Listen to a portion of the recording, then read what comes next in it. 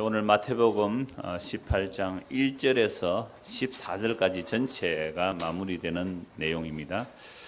마태복음 18장 1절에서 14절까지 중요한 단어 세 단어가 나오는데요. 어린아이, 나를 믿는 이 작은 자, 길 잃은 양, 오늘은 길 잃은 양인데요.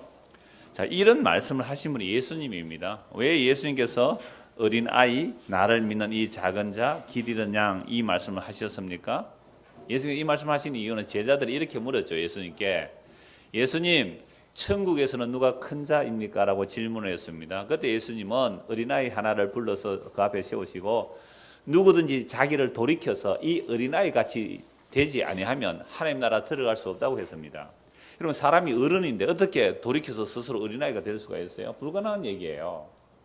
마치 니고데모가 예수님께 어떻게 거듭나야 되느냐에 대한 내용을 못 알아듣듯이, 내가 늙었는데 엄마 뱃속에 다시 들어가야 나와야 됩니까? 거듭난다는 뜻을 몰랐던 거예요. 오늘 주일학교 아이들이 우리는 하나님의 말씀을 먹어야 됩니다 라고 했거든요. 우리가 밥을 먹듯이 하나님의 말씀을 먹어야 됩니다 하니까 질문을 했어요. 목사님, 어떻게 하나님의 말씀을 먹어요? 라고 얘기한 거예요. 참 좋은 질문이죠.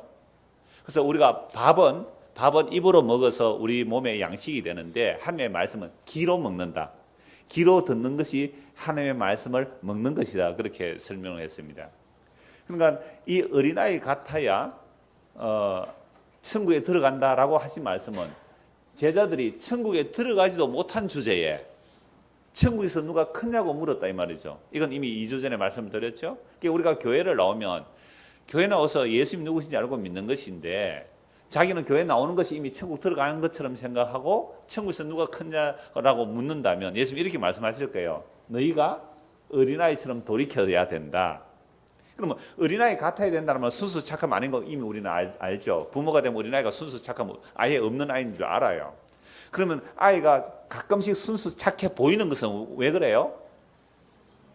애는 10,000원짜리하고 1,000원짜리 있으면 10,000원짜리를 몰라요. 뭐 요즘 애들도 다 압니다만은. 그래, 그게 예를 들어 수표 100만 원짜리 수표하고 1,000원짜리 있으면 애는 수표가 돈인 줄 모르기 때문에 1,000원짜리 가져가는 거예요. 야, 착하다. 착하기는요, 몰라서 그런 거잖아요. 애라는 것은 순수 그런 거 없어요. 이미 아담의 타락 위에 모든 인간은 마음의 생각하고 어려서부터 항상 악하기 때문에. 그래서 어린아이 같다는 것은 정말로 힘이 없는 자, 부모가 도와주지 아니하면 생존조차도 안 되는 상태, 그걸 어린아이라 그래요. 그러면 천국은 어린아이 같아야 간다는 말은, 돌이켜서 어린아이 같아야 된다는 말은 뭐예요? 나는 하나님께서 전적으로 도와주시지 않으면 나는 천국 못 갑니다, 이 얘기거든요. 그런데 그 어린아이를 제가 예수님 당시에 문화권에서 설명을 좀 했습니다. 그래서 어린아이라는 것은 그 당시에 보고 들은 대로 말하는 거예요. 보고 들은 대로. 그 다음에 어른의 말을 듣는 게 어린아이입니다. 그럼 이런 어린아이의 특징은 춥죠? 이런 어린아이의 특징은 그 당시 문화를 가지고 제가 잠시 말씀을 드렸는데, 그러니까 하나님 아버지의 나라, 하늘나라에서 보고 들은 대로 오신 분이 누구예요? 예수님분이. 그러니까 하늘나라 간 사람은 아무도 없어요. 올라간 자가 아무도 없어요. 하늘에서 내려오신 그분 예수님만이 하늘에서 보고 들은 이야기를 우리에게 와서 해주었습니다. 그럼 우리는 예수님의 말을 받아들이면 그 어린아이의 말을 영접하는 거예요. 보고 들은 대로 말하니까. 예수님만이 하나님의 음성을 들었습니다. 그리고 예수님 때 오셔서 기도하신 이유가 뭐예요? 아버지의 음성을 듣는 거거든요. 그러니까 아버지의 말을 듣고 아버지 나라에서 보고 들은 것을 말하는데 이 예수님을 영접합니까 안 합니까? 안 하죠. 그래서 이 어린아이를 영접하는 자는 누구를 영접하는 겁니까? 예수님을 영접하는 거잖아요. 그럼 이 어린아이, 하늘나라에서 보고 들은 것을 어린아이처럼 가감없이, 여러분 사람들은요, 할 말 제대로 해요 못해요? 눈앞에 대놓고 못하잖아요. 이해할 것을 아니요, 아니요 할 것을 예, 어떤 데는 잘 모르겠습니다. 그러니까 자기 체면 따라, 그 사람 체면 따라 이렇게 말하는, 어린아이는 대놓고 말하잖아요. 우리 엄마 우리 아빠 어제 싸웠어요. 얘기한단 말이에요. 그런 것처럼 하늘에서 보고 들은 것을 말하는, 그리고 아버지의 말씀을 들은 대로 말하는 그 예수님을 영접하는 것이 예수님을 영접하는 것이고, 그러니까 이 예수님을 영접 못하게 하는 자, 그게 실족하게 하는 자고요. 그리고 스스로 예수님의 말씀을 듣고 뭐 받아들이지 않는 자가 또 실족하는 자. 그래서 예수님의 사도들이 간 모습을 한번 보십시오. 예수님이 왔을 때 사람들이 안 받아들인 것처럼 예수님의 사도들이 갈 때도 예수님의 사도를 안 받아들였어요. 거의 안 받아들였습니다. 왜요? 어린아이거든요. 어린아이란 말이에요. 예수님께 보고 들은 대로만 말해요. 이게 성령 임한 자들이에요.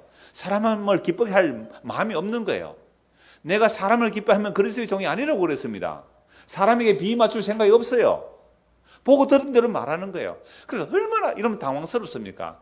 여러분들 자녀들이 그럴 때 있잖아요. 집안에 어떤 모임에 갔을 때든지 아니면 교회 왔을 때에 어린애가 어제 아버지 엄마 대판 싸우고 도장 찍자 법원에 가자 하는 이야기들을 막 앞에서 막 그냥 대놓고 이렇게 하면 어떻게 해요 어린애를?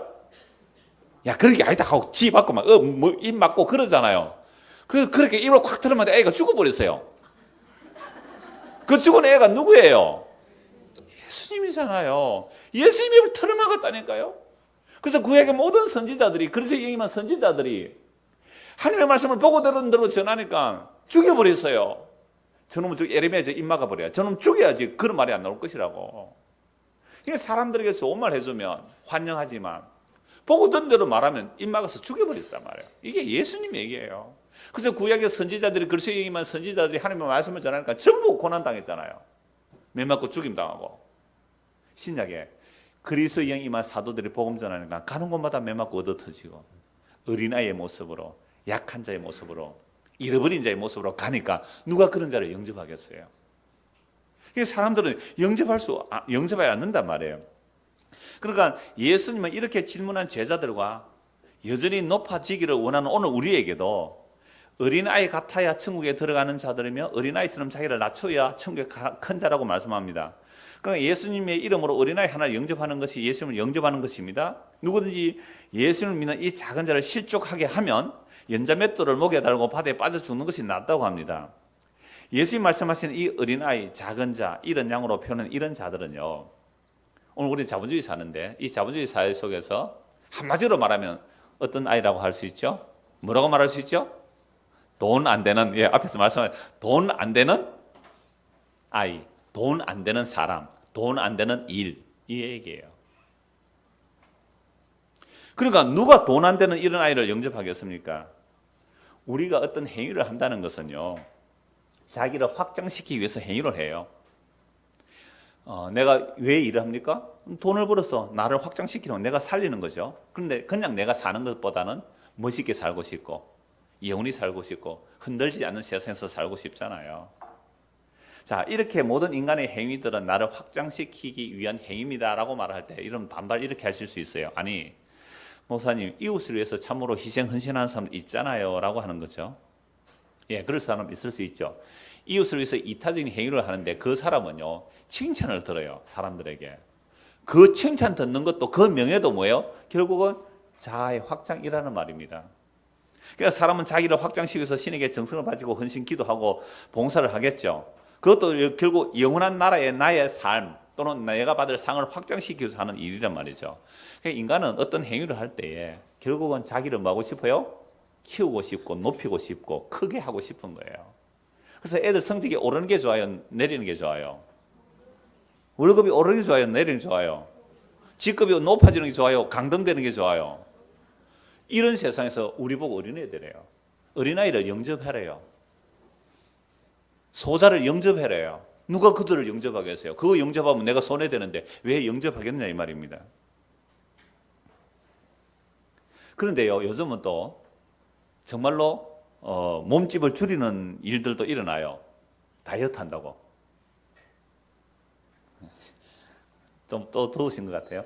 다이어트를 왜 합니까? 몸집 줄이잖아요. 자기 가치 높이는 거예요.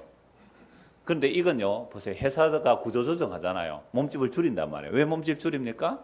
효율성 있게 경제 원리에 의해서 몸집을 줄여 나갑니다. 심지어 교회에서도요, 몸집을 더 이상 안 키우는 교회들이 있어요. 그래서 우리는 처음 전도해서 처음 교회에 나오는 사람이 오면 등록을 받을 수밖에 없지만 다른 교회에서 임명해 오는 사람은 등록을 받지 않습니다라는 교회가 있어요. 그 서울에 몇 교회 있거든요. 그러니까 칭찬을 더 받아요. 이야, 몸집을 더 안 불리고 몇몇 교회가 안 되구나. 근데 이미 거기에는 몇만 명, 몇천 명 되거든요. 더 이상 안 받는다고. 자, 그러니까 사람들은 큰 자가 되기를 원하고 높은 자가 되기를 원하기 때문에 스스로 돌이켜 어린아이, 작은 자, 약한 자 되기를 원하지 않습니다. 그러니까 우리가 교회를 이렇게 모인 것도 여러분 작은 자가 되기 위해서 오셨어요? 교회 와서? 세상에서 큰 자가 되고 싶고 천국에서도 큰 자가 되고 싶어서 우리 교회 온 거 아닙니까? 그러면 어린아이 같이 그 작은 자는 예수님 뿐이에요. 예수님만이 자신을 비워 종의 모습으로 진짜 어린아이로 오셨잖아요. 마리아 뱃속에 어린아이로 오신 분은 예수님이잖아요. 우리는 이미 어른된 세상에서 태어난 거예요. 철학자들이 하는 말이에요. 우리는 이미 어른된 세상이에요. 어른된 세상에서 태어난 거 애도 애 늙은이에요. 애가 없습니다. 요즘은 애가 없어요. 그 애가 커서 우리가 어른 됐는데요. 그러니까 진짜 자기를 낮추어서 어린아이로 종으로 오신 분은 예수님 뿐이에요. 그러니까 우리는 스스로 뭐가 될 수 없어요? 돌이켜서 어린아이 될 수 없어요. 어떻게 내가 갓난 아기로 돌아갈 수 있어요? 그러니까 어린아이가 된다는 것도 자기를 비워 낮춘다는 것도 예수님에게 일어나는 일입니다. 빌립보서 2장을 한번 찾아보시죠. 빌립보서 2장.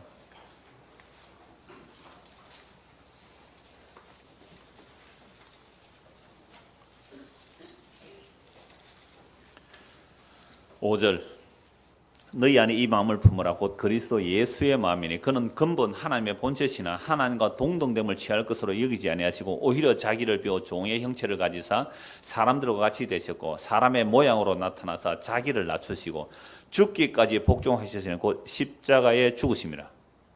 어린아이같이 낮아질 수 있는 사람이 누구예요? 예수님뿐이에요. 근데 예수님은 사람이 낮아진 정도가 아니잖아요.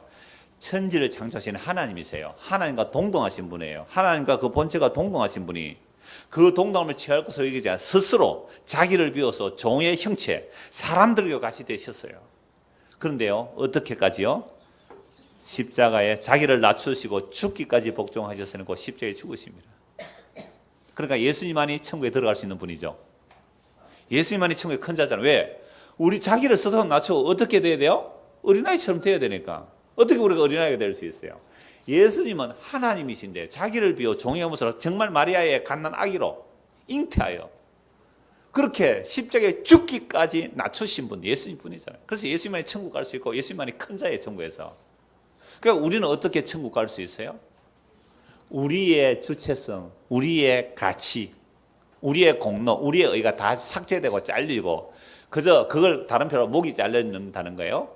하나님을 대적하여 높아진 우리의 마음의 생각과 이론들이 다 제거되고 예수 그리스도에게 붙어서 그리스도의 몸이 되어서 그리스도의 살과 피를 뜯어먹는 그 모습으로 전적으로 주님의 살과 피의 효력으로 그래서 천국도 들어갈 수 있는 것이고 천국의 큰 자가 된다는 것은 그런 개념이지 우리 스스로 막 자기를 낮추고 겸손을 하고 막 내숭 떨고 이렇게 해서 저는 부족합니다. 저는 겸손 그런 식으로 갈 수 있는 나라가 아니란 말이에요. 자, 그래서 예수님께서 이렇게 주에 복종하셨는데 9절 보십시오. 이름으로 하나님이 그를 지극히 높여 모든 이름 위에 뛰어난 이름을 주사 하늘에 있는 자들과 땅에 있는 자들과 땅 아래에 있는 자들로 모든 무릎을 예수의 이름에 꿇게 하시고 모든 입으로 예수 그리스도를 주라 시인하여 하나님 아버지께 영광을 돌리게 하셨느니라. 그러니까 하나님께 영광을 돌리는 방법은 어떻게 하나님께 영광을 돌리는 것입니까? 예수의 이름, 어떤 예수죠? 십자가에 저주받아 죽은 그 예수의 이름 앞에 무릎을 꿇고 당신이 주와 그리스도입니다 라는 고백이 누구에게 영광이 돼요? 하나님께 영광이 돼요. 그러니까 우리가 무슨 일을 하라는 게 아니에요. 우리는 무슨 일을 한다고 할 때 그 일을 통해서 뭐 하고 싶은 거예요? 자기를 확장시키고 싶어요. 여러분들 일을 한다는 것은 월급을 많이 받고 내가 커지기를 원하지 열심히 회사 가서 일해가지고 저는요 승진시켜 주지 마세요. 물론 가끔 그런 경우 있어요. 승진 빨리 되면 빨리 잘리니까. 그런 경우 말고는 다 열심히 일하는 이유가 뭐예요? 2년 계약직 열심히 해서 뭐가 돼야 돼요? 정직원이 돼야 되는 거잖아요. 그런데 열심히 2년 했는데 나보다 훨씬 능력도 부족하고 나보다 훨씬 못난 애는 정직원이 되는데 나는 열심히 걔보다 훨씬 성과도 많이 내고 능력도 많이 이루어냈는데도 내가 정직원 못 되면 기분 나빠요, 안 나빠요? 그런 회사 있기 싫잖아요. 그런데 열심히 그 애보다 되는데 다른 사람들 힘들으니까 그 사람 정직원 시켜주고 저는 그저 막 계약직으로 2년 더 해주셔도 감사합니다. 이러는 사람이 있을까요? 그러니까 우리의 행동은 세상에 일을 하든지 교회 나와서 일을 하든지 어떤 액션, 행동을 한다는 건 항상 대먹임이에요. 자기를 확장시키기 위해서 일을 하는 거란 말이죠. 그런 우리들이 어떻게 스스로 자기를 낮출 수 있느냐 말이죠. 그러니까 예수님의 이름에 무릎을 꿇는다는 것은 하나님의 자기 택한 백성들이 정말 하나님의 택한 백성이라면 이 역사 속에서 어느 정도로 그 교만한 마음들이 자기를 키우고자 확대시키고자 하는 그 마음들이 어느 정도로 부서지고 낮춰져야 십자가에 저주받은 예수님 앞에 마음이 끌리겠어요. 우리는 다 크고 싶잖아요. 교회 온 이유가, 여러분 처음 교회 온 이유가 뭐예요? 뭐 여러 사람들이 다른 데서 막 이렇게 신앙생활 열심히 하다가 이건 아닌데 하다가 복음을 듣고 오신 분들이 많이 있어요. 우리가 등록도 많이 하세요. 근데 몇 달 지나보면 안 보여요. 몇 달 지나면 안 보인다니까요. 왜 갔는지 저는 모르죠. 결국 이 복음 들어보니까 이건 결국 죽으라는 얘기 아니냐, 이 얘기야. 죽으라는 이야기. 맞아요. 그러면 잘 들었었어요. 그래서 죽는 길로 가면 되는데 그게 싫어서 도망갈 수도 있잖아요. 그 사람 속을 제가 어떻게 다 알겠습니까? 그러니까 예수님의 이름에 무릎을 꿇는다는 것은요, 이건 사람이 할 수 없는 거죠. 그래서 하나님 자기 백성들에게 얼마나 이 역사 속에서 나의 자존심을, 나의 가치, 이런 것들을 무너뜨려야 십자가에 저주받아 죽은 그 예수의 이름에 무릎을 꿇을 수 있겠느냐 이 말입니다. 그래서 예수님 말씀하셨잖아요. 심령이 가난한 자는 복이 있나니 천국이 저희 것이라고, 애통하는 자는 복이 있나니 저희가 위로를 받을 것이라고요. 근데 우리는 가난하고 애통하면요, 저주받은 것으로 보잖아요. 진짜 복 있는 사람인데. 그렇게 마음이 낮추어져서 십자가 지신 예수님에게 마음이 끌리고 그 예수의 이름에 무릎을 꿇는다면 그 사람이 구원받는 사람이에요. 근데 그런 예수가 싫죠, 우리는. 그래서 나를 높여주는 예수, 나를 확장시켜주는 예수, 세상에서도 높여주고 하늘나라에서 큰 자가 되게 되는 그런 예수를 믿으려면 십자가를 무릎을 못 꿇죠. 그래서 십자가를 이용해 먹는 사람들, 십자가를 부적처럼 이용하는 거예요. 그 십자가 타고 자기가 큰 자가 되고 싶다고요? 그건 예수의 이름으로 무릎을 꿇은 게 아닙니다. 예수의 이름 무릎을 진정으로 꿇은 게 아니에요. 그 예수의 이름을 이용한 겁니다. 그런 자들은 주님 오시는 그날에 그 예수님 앞에 정말로 십자가 지신, 그래서 요한계시로서 부활하시고 영광주에 계신 그 주님도 일찍 죽임당한 어린 양의 모습이 보이잖아요. 일찍 죽임당한 어린 양의 모습, 그 앞에 무릎 꿇고 지옥으로 가는 거예요.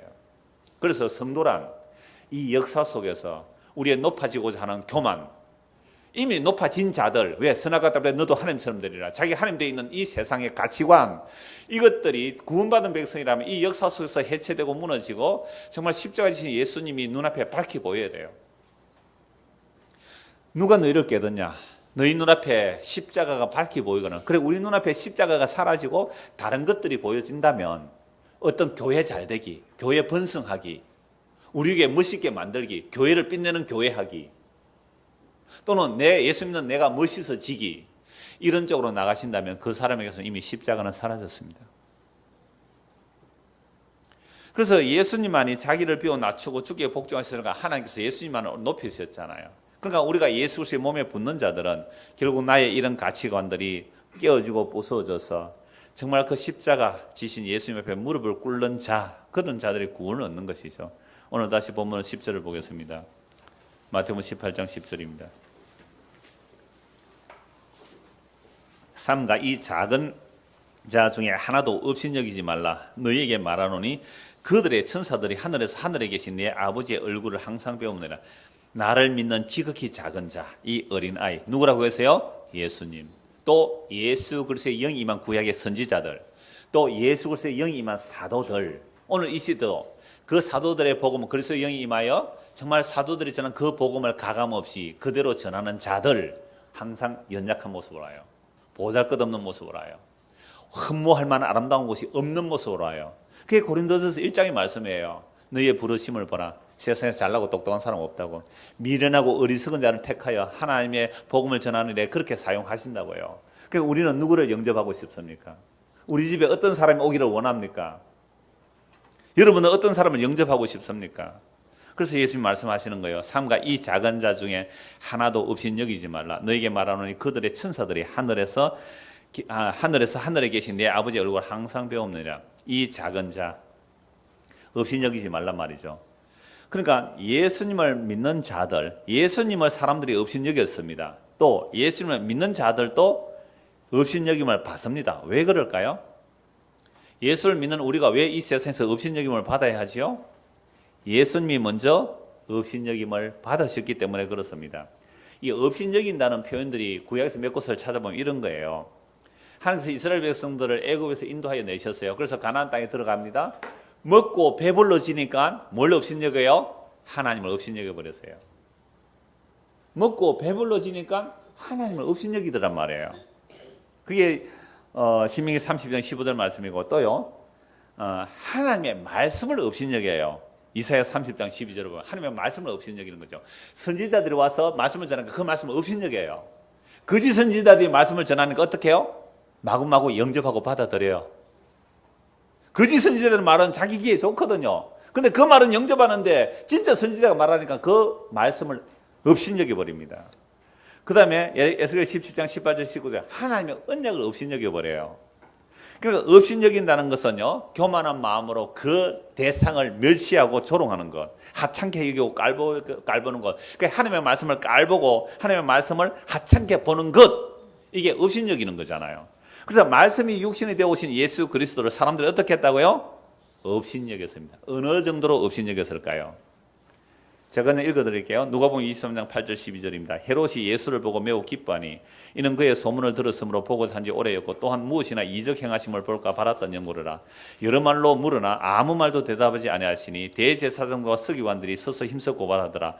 헤롯이 그 군인들과 함께 예수를 업신여기며 희롱하고 빛난 옷을 입혀 빌라도에게 도로 보내니 헤롯과 빌라도가 전에는 원수였으나 당일에 서로 친구가 되니라.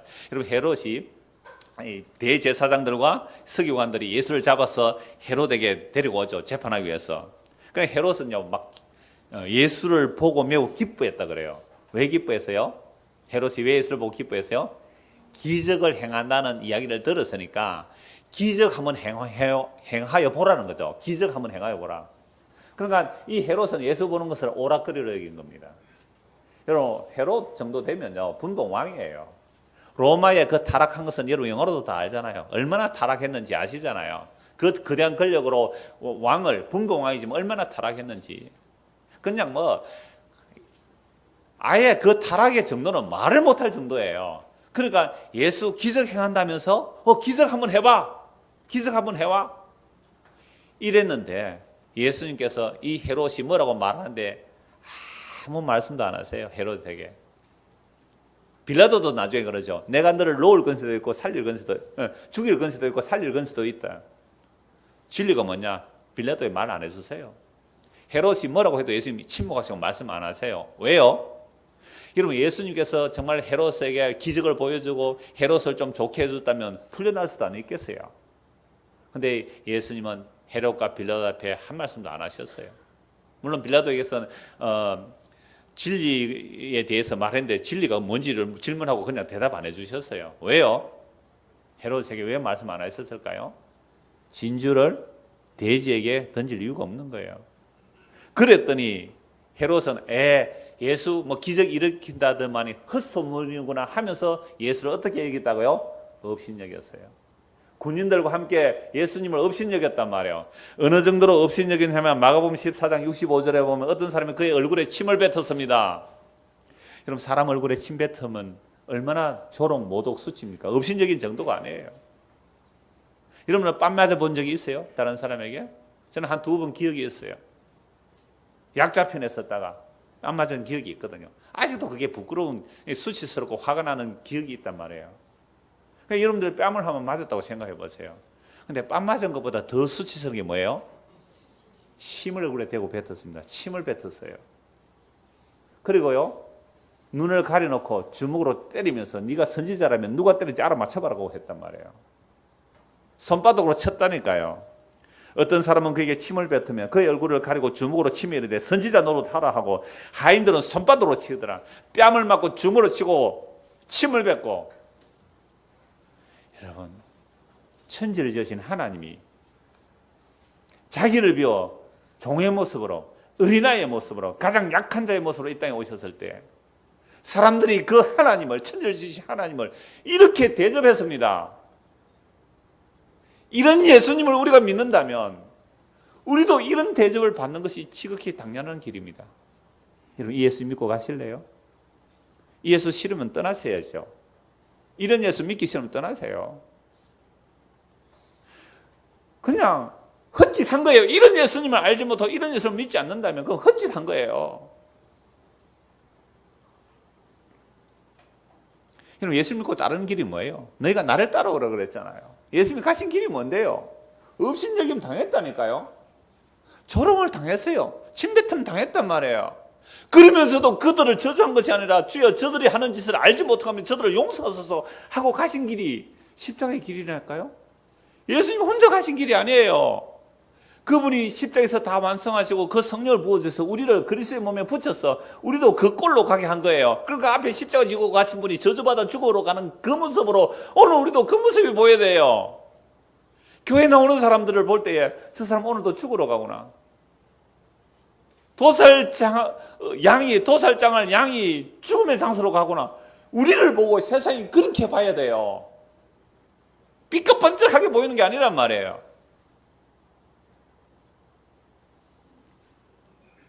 그래서 예수님께서 가신 그 길로 성도가 가는데 이게 어린아이 모습이죠. 지극히 작은 자의 모습이죠. 업신여김을 받는 자들의 표상이란 말이죠. 그래서 구약의 시편에 가면 이들이 고아가부 나그네예요. 그냥 단순히 사회적 약자를 말하는 게 아닙니다. 단순히 사회적 약자를 말하는 게 아니에요. 고아가부 나그네라는 것은 정말 의지할 것이 없어서 하나님의 도움만 바라보는 자, 그걸 시편에서는 경건한 자라 그래요. 이게 예수님 당시의 모습으로는 세리와 죄인과 창기의 모습이란 말이죠. 그러니까 세리와 죄인과 창기의 모습. 그러니까 이들이 주님을 의지하지 않습니까? 그러니까 이들이 주님을 의지하면 그들의 천사들이 하나님의 얼굴을 뵙고 있다는 거예요.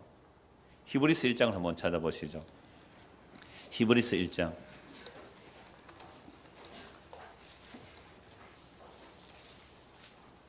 13절. 어느 때에 천사 중 누구에게 내가 네 원수로 내 발등상이 되게 하기까지 너는 내 우편에 앉아 있으라 하셨느냐. 모든 천사들은 섬기는 영으로서 구원받을 상속자들을 위하여 섬기라고 보내심이 아니냐. 이게 히브리서 1장은 예수 그리스도가 어떤 분임을 증거하면서 예수님은 천사보다 높으신 분이라는 말이죠. 천사는 예수님의 신부르꾼이다 이 말을 하는 거죠. 히브리서 기자가. 예수님은 모세보다 높으신 분이다 이 말씀을 하는 거예요. 천지를 창조하신 분이다 이 말씀을 하면서, 그러니까 시편 110편 1절 말씀을 인용하는 거죠. 내가 네 원수로 내 발등상 되게 하니까 너는 내 옆에 앉아라. 이렇게 말씀을 받은 자가 누구라는 거죠? 예수님이에요. 천사 보고 이렇게 말 안 했다는 거죠. 그래서 예수님께서 이 말씀을 인용하면서 그랬잖아요. 그리스도가 누구의 자손이 되겠느냐? 예, 다윗의 자손입니다. 그때에 예수님 뭐라고 말씀하셨어요? 시편 111절 이 말씀 인용하면서 다윗이 그리스도를 주라고 고백했는데 어떻게 그리스도가 다윗의 후손이 되겠냐? 할 말이 없었어요. 맞잖아요. 그러니까 이미 예수님 오시기 전에 다윗은 그리스도의 영이면서 예수님을 주라고 고백했단 말이에요. 그래서 그 주님이 십자가에 예수님이라 이 말입니다. 그래서 모든 천사들은 섬기는 영으로서 구원받을 상속자들을 위하여 섬기라고 보내심을 받았다. 그러니까 천사들은 예수님의 신부름꾼이에요. 구원받을 자들을 천사를 붙여서 구원에 이끌어 가시는 거죠. 그러면 천사가 와서 뭐 할까요? 어렵게도 하고 힘들게도 하실 거잖아요. 그렇게 해서 예수님을 바라보게 하는 거. 이걸 가지고 다락방에서는 한때 천사 동원령, 우리가 하나님의 일을 하면 천사를 동원해서 천사를 부릴 수 있다고. 그래서 다시 오늘 본문 보십시오. 마태복음 18장 10절에 그들이 지극히 적은 자잖아요. 천사들이 하늘에 계신 내 아버지 얼굴을 뵙는다. 그래서 지극히 적은 자 예수님이에요. 구약으로 그리스도에 임한 선지자, 신약에서 그리스도에 임한 사도들, 성임한 사도들, 이들이 복음을 전할 때 정말 보잘것없는 연약한 모습으로 가니까 사람들이 영접 안 하잖아요. 그래서 그들을 배척하고 조롱하고 놀리면 누가 다 알려줘요? 천사들이 예수님께 다 알려줘요. 그래서 하늘 보좌에 있는 그 네 생물들의 날개의 좌우 안팎에 뭐가 가득해요? 눈이 가득하다. 온 세상을 다 살펴본다는 거예요. 여러분, 억울할 일 하나도 없습니다. 주께서 다 보고 계세요. 어디까지요? 우리의 속마음까지. 예배당에 왜 왔는지 주님 다 아세요. 우리는 몰라요. 왜 왔는지. 소홍만까지 다 아신단 말이에요. 그렇게 살펴보고 계시니까 억울할 일 없습니다. 주께서 다 그렇게 자기 백성을 하나하나 다 챙겨 가신단 말이죠. 자, 그래서 오늘 보면 11절 보십시오. 3, 없음. 왜 성이 없음 이런 게 나오죠? 사본이 여러 사본이 있어요. 그런데 이 우리가 보는 성경 사본, 좀 근 있는 사본, 마스라 사본에는 이게 없네. 다른 사본에 있더라 이 말이죠. 없음 안에 밑에 각주가 있는데 뭐라고 되어 있습니까? 인자가 온 것은 이런 자를 구원하라 함이니라. 없음 되어 있으니까 또 킹제임스 버전은 없음은 그거 사탄이 변개시킨 성경이다. 킹제임스 성경만이 진짜 성경이다. 이게 문자주의예요, 그게. 자, 없음. 다른 사본에 뭐 빠질 수도 있고 뭐 이렇게 지워질 수도 있고 그런 거죠. 그래서 그 내용이 예수님 오신 이유는 뭐예요? 이런 자를 구원하려 함이라. 자, 이런 자 구원, 오늘 본문의 말씀이에요. 12절. 너희 생각에는 어떠하냐? 만에 어떤 사람이 양 100마리가 있는데 그 중에 하나가 길을 잃었으면 그 99마리를 산에 두고 가서 길 잃은 양을 찾지 않겠느냐? 진실로 너희에게 이르노니 만일 찾으면 길을 잃지 아니한 99마리보다 이것을 더 기뻐하리라. 이와 같이 이 작은 자 중에 하나라도 잃는 것은 하늘에 계신 너희 아버지의 뜻이 아니니라. 여러분, 우리가 이 말씀을 너무너무 잘 알고 있습니다. 자, 인자가 온 것은 잃은 자를 구원하러 왔다라고 말씀하는데, 그런데 문제는 잃은 자가 누구냐는 거예요. 잃은 자가 어떤 사람을 잃은 자라 하느냐 이 말입니다. 예수님께서 잃은 자를 구원하러 오셨는데, 자, 사람들은요 자신들이 다 문제가 좀 있다고 생각을 해요. 그러나 전적으로 문제가 있다고 생각은 안 합니다. 어느 정도 문제가 있지만 그런 문제들은 좋은 교육을 받고 좋은 환경을 개선하면 나아질 것으로 생각합니다. 여러분, 우리 태어나서 그렇게 생각 안 했어요? 교육이, 어떤 국회의원이 나와서 교육이 사람을 바꾸고 사회를 바꾼다고, 미국의 어떤 대통령이 교육을 해서 바뀌었다고, 그래서 미국이 천국이 되었습니까? 여러분, 밤 되면 여자들이 무서워서 못 다니는 동네가 미국입니다. 총으로 남을 쏴 죽이는 수천 수만 건이 일어나죠. 교육으로 인간이 바꿔집니까? 환경 바꿔도 인간이 바꿔집니까? 그러니까 사람들은요 전적 타락을 인정을 안 해요. 좋은 교육하고 환경 개선 나아질 거로 생각해요. 그러니까 유대인들은 율법을 받았죠. 이방인들은 윤리와 도덕으로 나아질 줄 알았습니다. 그래서 나아진 세상을 만들어 보려고 했습니다. 인류 역사 이래 인간이 나아진 면이 있습니까? 문명이 발달하면 할수록 죄도 더 교묘해지고 더 복잡해집니다. 그러니까 인간들은 이런 죄의 근원에 직면하려고 하는 것이 아니고 근원적인 죄를 그러니까 인정하지 않고 직면하지 않고 위장하는 거죠. 그러니까 자신들은 완전히 잃어버린 자가 아니라는 겁니다. 그저 잠시 길을 잃고 헤맬 수는 있지만 바른 길만 알려주면 나는 얼마든지 그 바른 길로 갈 수 있습니다. 이 생각을 하는 거예요. 우리가 금요일 십자가 신비와 역사를 공부를 하는 내용에서 제가 이 부분 잠시 말씀을 드리려고 하는데, 그래 성경을 배제하고 우리 인간끼리 인간을 보는 견해 두 가지를 소개할게요. 하나는 좀 긍정적으로 보는 견해가 있고 하나는 부정적으로 보는 견해가 있는데요. 성경에서 하나님 앞에서는 다 죄인이에요. 그런데 그거 빼고 하나님 빼고 우리끼리 인간을 한번 보자는 거죠. 그래 긍정적 시각은 이런 거죠. 우리 인간에게도 사랑, 희생, 나눔이 있다. 종교의 힘을 빌리지 않아도 인간을 탐복하게 하는 몇몇 위대한 사람들이 있다. 그렇잖아요. 인류를 위해서 목숨 바친 사람 많거든요. 물론 이건 책에 있는 내용은 아니지만 얼마 전에 원룸 불났을 때 자기 혼자 살아남으면 될 텐데 다른 사람 다 눌러주다가 어떻게 해요? 죽었잖아요. 놀라운 희생 아닙니까? 그 사람이 예수 믿는 사람인지 아닌지 모르겠습니다. 그러니까 그런 사람들은 의사자라, 의로운 사람이라고 국가에서 지정해주고 그렇게 하지 않습니까? 이런 얼마든지 있잖아요. 자, 이런 인간을 타고난 죄인이라고 누명을 씌워서 그리스도의 죽음이 반드시 필요한 것처럼 주장하는 것은 하나님과 인간의 관계를 호도한 것 아니냐. 여러분, 인본주의자들은요,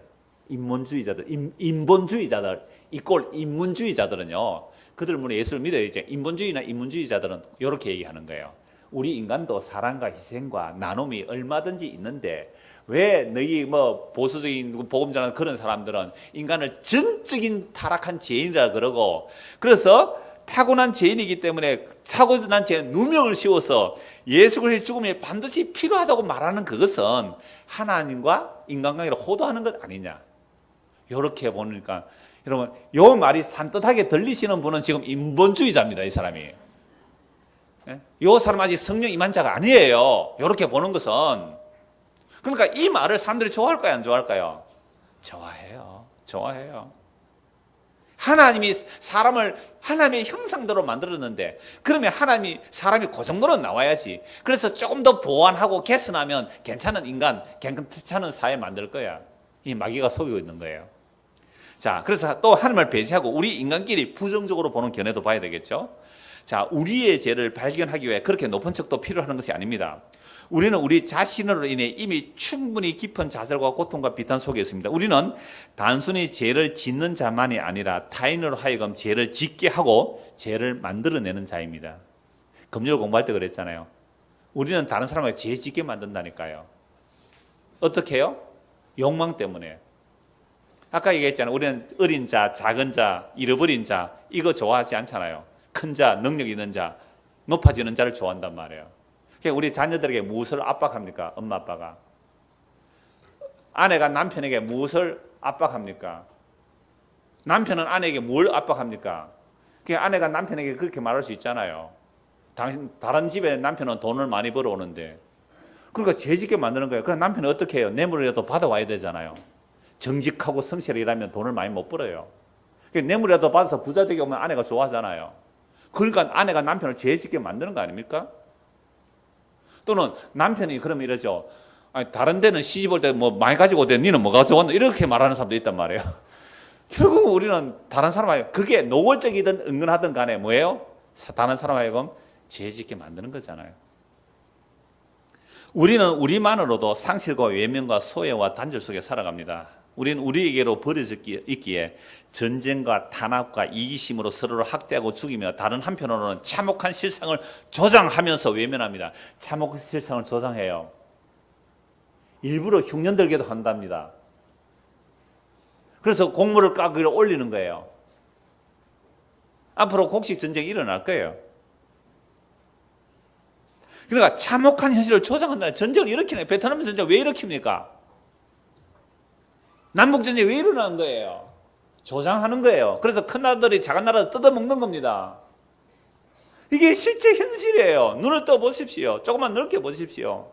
인간이 죄를 짓고 참혹한 현실을 조장한다니까요. 참혹한 현실을 조장해놓고 그 뜯어먹는 놈들은 따로 있단 말이에요. 그러면서 외면해요. 이건 인간이 성경 하나님 앞에서 죄를 안 보고 인간끼리 보는 죄의 견해가 이렇단 말이에요. 인간은 죄에 버려진 자들이기에 인간의 부산물에도 노예가 되고 중독이 됩니다. 인간이 만들어낸 게 다 노예되어 있잖아요. 식당에 가서 가족끼리 앉아서 식사를 하는 시간에 뭐 다 들고 앉았습니까? 폰 들고 있었어요.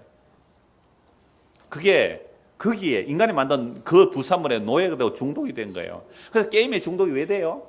그럼 게임 중독되고 금전 공부할 때 그 얘기했습니다. 세상 만사는 내 마음대로 안 돌아가거든요. 그런데 게임을 하면 이 스틱 하나 잡고 밀면 가고 당기면 오잖아요. 이 클릭으로 왔다 갔다. 그러니까 세상은 내 마음대로 안 되는데 게임 세계에 들어가면 내가 마음대로 할 수 있는 거죠. 내가 마음대로. 그래서 혹 지기도 하죠. 지면 돈 주서라도 무기를 더 장착시켜서 비싸더라고요. 그게. 말 들어보니까 게임하는 그 아이들 말 들어보니까 그거 50만 원, 100만 원 이렇게 주고 사더라고요. 칼 하나 들면 막 적을 공격해서 내 게임머니 그 게임 레벨이 올라가니까. 그래서 뭐 하고 싶어요? 다 죽이고 싶은 거예요. 그래서 가끔씩 뭐 엽기적인 뭐 살인, 뭐 연쇄살인 이런 것들을 보면 그런데 중독되어 있는 거예요. 세상이 내 마음대로 안 들어가. 사이버 게임 세계에 가서 내 마음대로 막 죽이고 파괴하는 거잖아요. 전부 죽이고 파괴하는 거예요. 게임 중에 죽이고 파괴하는 게임은 인기가 없거든요. 막 죽이고 파괴하는 그것이 24시간 아이 입력 속에 있으니까 세상 나와서 내 마음대로 안 되면 어떻게 해요? 칼 들고 다 죽이는 거예요. 그러니까 인간이 만든 부산물에 뭐 되는 거예요? 중독되는 거잖아요. 거기서 못 벗어나요. 그래서 죄의 지배 속에서 죄를 위장하면서 살아갑니다. 그러므로 인간은 존재론적으로, 인식론적으로, 윤리적으로, 영적으로, 종교적으로 죄인입니다. 존재론적으로 죄인이라서 죄를 지어서 죄인이 아니라 존재 자체가 죄라는 거죠. 인식론 자체도 전부 죄예요. 왜? 어떻게 인식하니까요? 자기를 중심으로, 셀프 센터, 자기가 중심이 돼서 모두가 인식하는 거예요. 여러분 똑같이 설교 들어도요, 다 다르더라고요. 정말 똑같이 설교 들어도 다 달라요. 그래서 이제부터 입을 닫으려고 해요. 안 물어보고 싶어요. 그러니까 존재론적으로도 죄인이고 인식론적으로도 죄인이고 윤리적으로도 죄인이고 영적으로 종교로 죄인입니다. 안셀무스의 표현을 빌리자면 죄덩어리입니다. 죄덩어리입니다. 여러분 똥덩어리는요 걸음에나 서죠. 똥덩어리는 걸음에나 서죠. 똥덩어리는 욕도 아닙니다. 죄덩어리 어디에 서시겠어요? 제가 이런 자의 의미를 말씀드리기 이렇게 인용했습니다. 타락한 인간들은 죄와 사망의 근세 아래 갇혀있기에 죄의 지배를 받으며 살고 있음에도 불구하고 자신들은 스스로의 힘으로 진리와 생명의 길을 갈 수 있다고 착각합니다. 이것을 어떻게 알 수 있습니까? 착각하고 있다는 사실을 구약 이스라엘 보면 알잖아요. 하나님께서 율법을 주셨어요.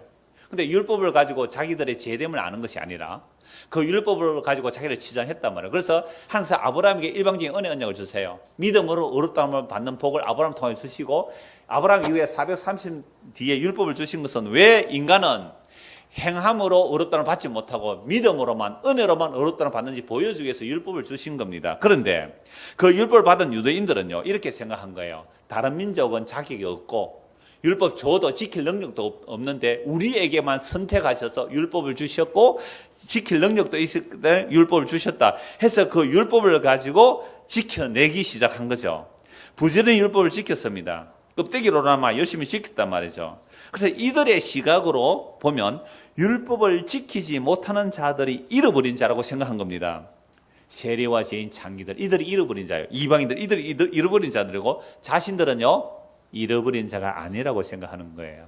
그럼 오늘날 특히 복음 듣는다는 우리들은요 이렇게 생각해요. 그래도 우리는 십자가 복음을 들으니까 나는 잃어버린 자가 아닐 거야 라고 착각하지 마세요. 오히려 우리가 더 잃어버린 자가 될 수 있는 거예요.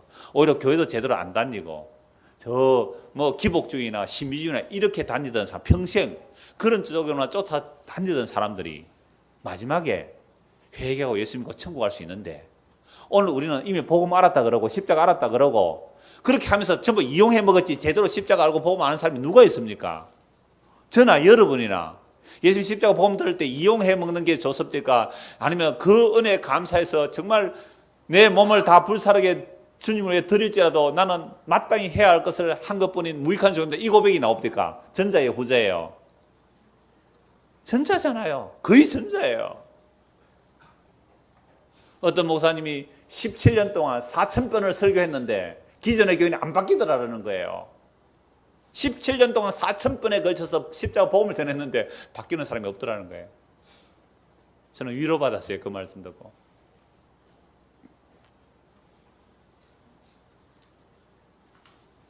그래서 누가 잃어버린 자인가? 다시 오늘 본문 12절 보십시오.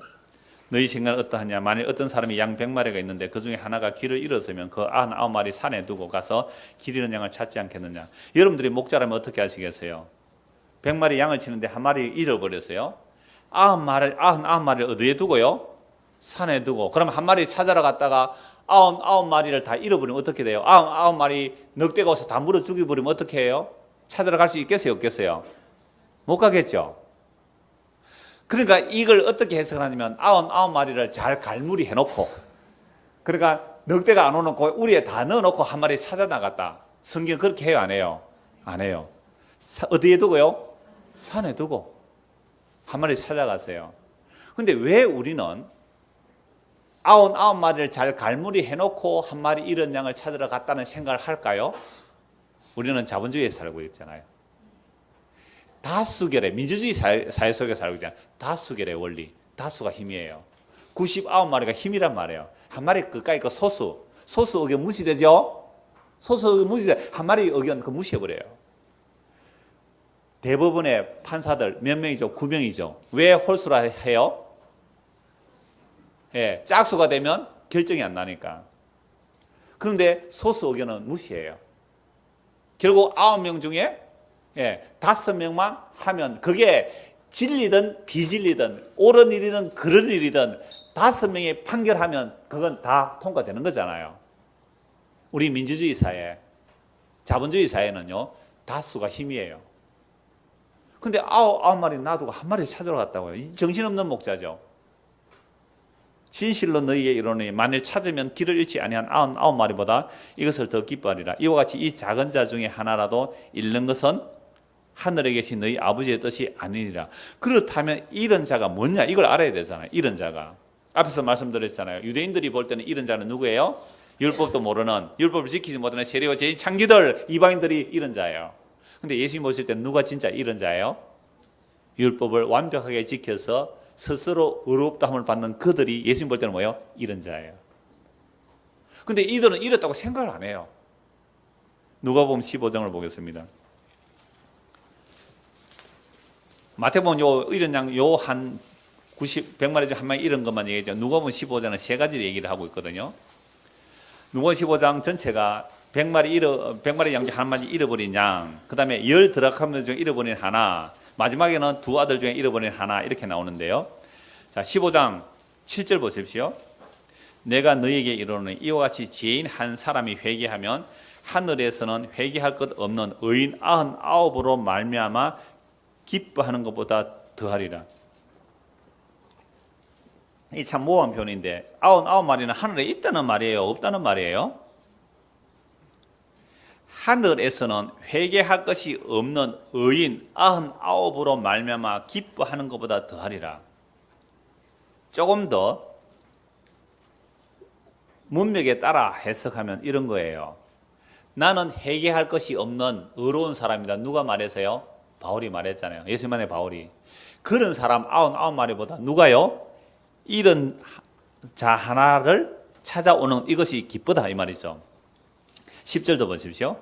내가 너희에게 이르노니 이와 같이 죄인 한 사람이 회개하면 하나님의 사자들 앞에 기쁨이되나. 10 드라크마 중에 하나를 찾아야 된단 말이에요. 그러니까 양이나 드라크마는 스스로 찾아올 수 있어요? 없어요? 없죠. 주인이 찾아러 가야 되는 거죠. 그런데 이제 결론이 누가복음 15장 11절부터 나오는 그러니까 100에서 하나, 10에서 하나, 2에서 하나 이렇게 줄어드는 것은 결론은 이제 11절에 나오는 거죠. 사람으로 비유되니까. 우리는 이렇게 너무 잘 아는 말씀이죠. 그러니까 이렇게 생각해요. 자, 그런데 탕자는 돌아왔잖아. 어떻게? 자기가 스스로. 그럴까요, 과연? 자, 11절부터 보겠습니다. 또 이르시되 어떤 사람에게 두 아들이 있는데 그 둘째가 아버지에게 말하되 아버지여 재산 중에서 내게 돌아올 분깃을 내게 주소서 하는지라. 불효자식이죠. 살아있는 아버지가 유산을 달려고 하니까. 근데 아버지가 나눠줘요. 아버지가 그 살림을 각각 나눠주었더니 그 후 며칠이 안 되어 둘째 아들이 재물을 다 모아가지고 먼 나라에 가 거기서 허랑방탕하여 그 재산을 낭비하더니 다 없앤 후 그 나라에 크게 흉년이 들어 그가 비로소 궁핍한지라. 가서 그 나라 백성 중 한 사람에게 붙여 사니 그가 그를 들로 보내 돼지를 치게 하였는데 그가 돼지 먹는 지엄 열매로 배를 채우고자 하되 주는 자가 없는지라. 이에 스스로 돌이켜 이르되 내 아버지에게는 양식이 풍족한 풍군이 얼마나 많은가. 나는 여기서 줄여 죽는구나. 내가 일어나 아버지께로 가서 이르기를 아버지 내가 하늘과 아버지께 죄를 지었사오니 지금부터는 아버지의 아들이라 일컬음을 감당하지 못하겠나이다. 나를 풍군의 하나로 보소서 하리라 하고 이에 일어나서 아버지께로 돌아가니라. 아직도 거리가 먼데 아버지가 그를 보고 측은히 열려 달려가 목을 안고 입을 맞추니 아들이 이르되 아버지 내가 하늘과 아버지께 죄를 지어사오니 지금부터는 아버지의 아들이라 일컬음을 감당하지 못하겠나이다 하나 아버지는 종들에게 이르되 제일 좋은 옷을 내어다가 입히고 손에 가락지를 끼우고 발에 신을 심기라. 그리고 살찐 송아지를 끌어다가 잡으라. 우리가 먹고 즐기자. 이 내 아들은 죽었다가 다시 살아났으며 내가 잃었다가 다시 얻었노라 하니 그들이 즐거워하더라. 너무 우리가 잘 아는 말씀에서 이렇게만 해도 다 아실 수 있는 말씀이에요. 그런데 양이나 드럭하면은 주인이 찾는다 하면 이해가 되는데 이 아이는 주인이 찾았어요? 스스로 돌아왔어요? 스스로 돌아왔다는 거죠. 그러니까 아버지의 유산을 다 팔아서 갔는데 흉년이 들었고 그래서 먹고 살기 힘들어서 아버지 집을 생각했는데 이제 아버지 집에 가서 내가 하늘과 아버지께 죄를 지어서 아들의 자격은 없지만 그래서 풍군의 하나라도 여겨달라고 하자라고 오는 것을 우리는 어떻게 말해요? 스스로 왔다라고 생각하는데 그런데 여기서 아버지가 하나님이라고 생각하세요? 그렇다면 그 땅에 흉년을 들게 누가 했어요? 하나님이 하셨어요. 하나님이 그 땅에 흉년 들게 한 거예요. 그러니까 누구 때문에 그 땅에 흉년이 다 들었어요? 아들 하나 때문에 멀쩡한 다른 사람들이 흉년이 다 들었잖아요. 그 아들 하나 불러오려고. 요나 때문에 그 장사하는 사람들 재산 다 날렸잖아요. 하나님 이렇게 일하실까요? 안 하실까요? 하세요. 한 나라를 망하게 해서라도 한 사람을 건져내시겠다는 게 하나님의 의도예요. 이런 양을 그렇게 찾아내신다니까요. 목사님 그거 안 믿어지는데요. 그거 목사님 그거 좀 오버한 거 아니에요? 그럴 분이 계실 것 같아서 시편 105편 한번 찾아봅시다. 시편 105편 16절.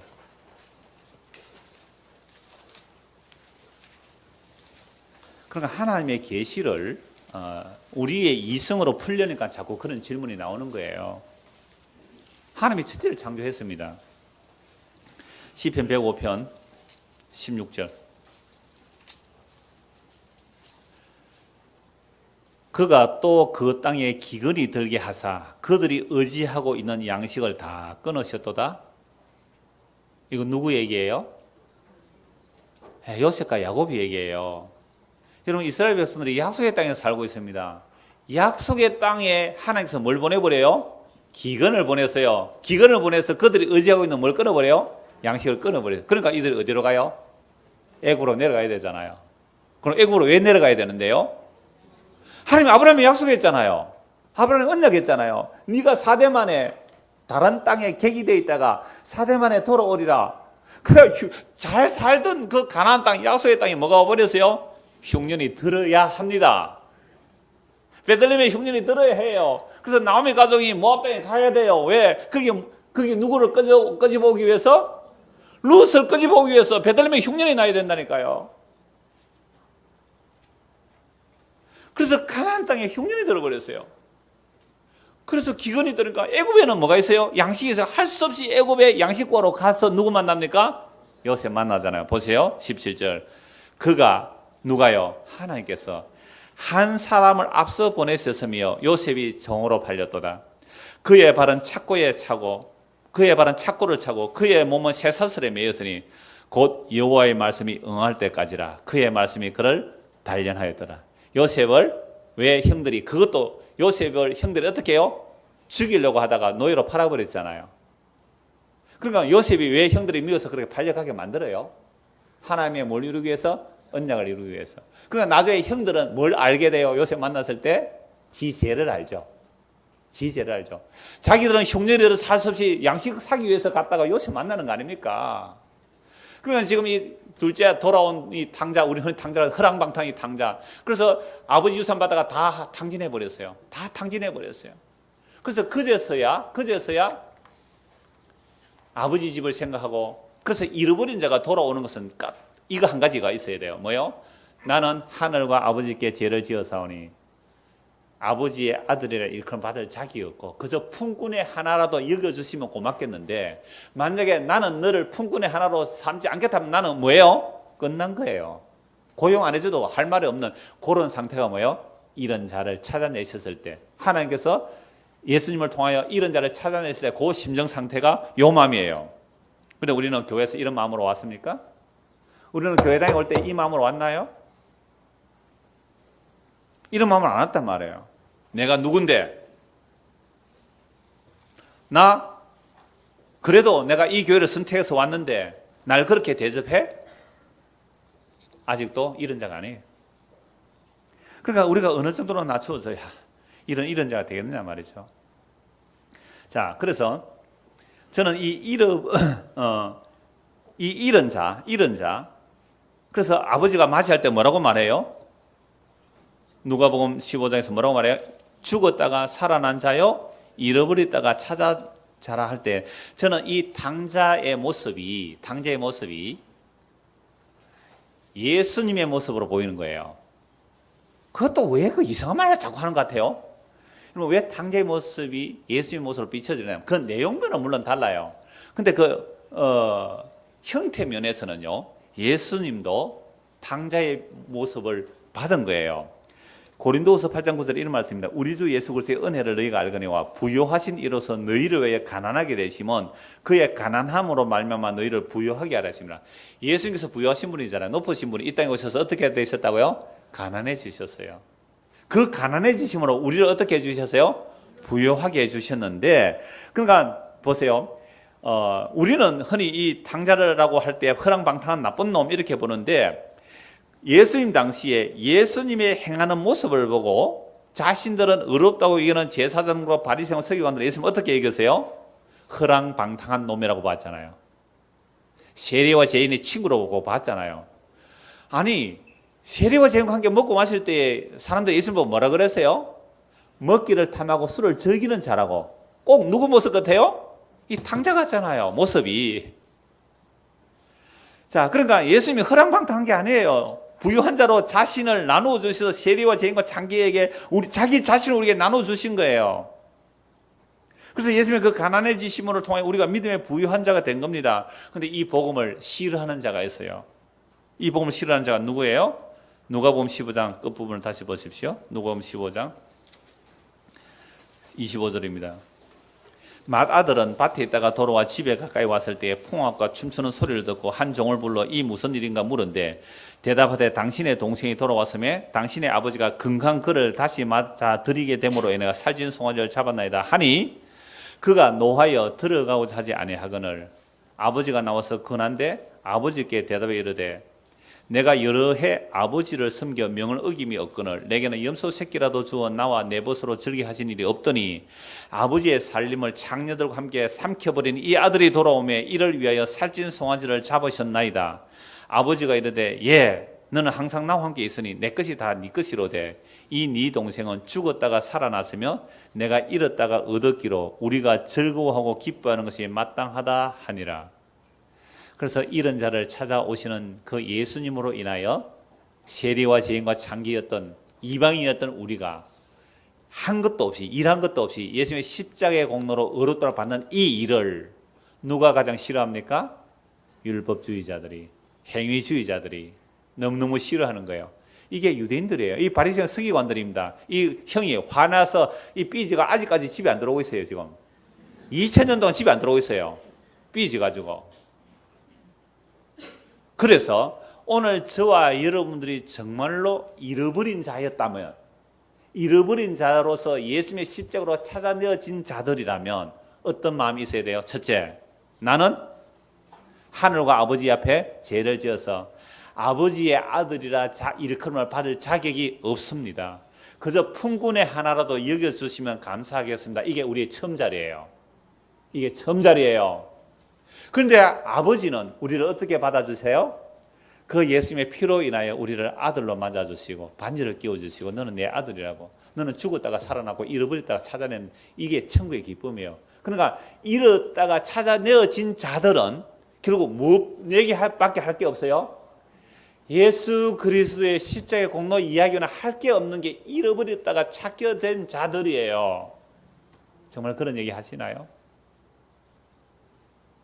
나는 늘푸른 교회를 우린과 둔면에서 보고 왔습니다. 그런 분도 계시고, 나는 어떤 사람이 속에서 왔습니다 하고 들었는데, 약간 이런 저는 얘기들이 많아요.